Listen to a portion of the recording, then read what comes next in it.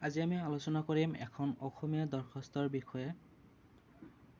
বেংকৰ পৰা লোৱা ঋণ পৰিশোধ কৰিব নোৱাৰাৰ বাবে আবেদন। প্ৰতি যিজন মেনেজাৰ হয় তেওঁৰ নাম লিখিব। অসম গ্ৰামীণ বিকাশ বেংক শাখা যিটো হয় সেইটো লিখি দিব। মহাশয়, মই আপোনাৰ বেংকৰ পৰা ৭,০০০ টকাৰ এটা কিস্তি ঋণ লৈছিলোঁ। মাহে ৭০০ টকাকৈ কিস্তি পৰিশোধ কৰাৰ চৰ্ত। যোৱা ৯ মাহ ধৰি মই এটা ডাঙৰ বেমাৰত পৰি আছোঁ আৰু সেয়েহে অসুস্থ হৈ থকাৰ কাৰণে মোৰ চিকিৎসাৰত বহুতো টকাৰ প্ৰয়োজন হ'ল। সেইবাবে বৰ্তমান মই কিস্তিৰ টকা পৰিশোধ কৰিব পৰা নাছিলোঁ। অহা মাহত মই কিস্তিৰ টকা পৰিশোধ কৰিম। এয়ে মোৰ আপোনাৰ ওচৰত সৰল মিনতি।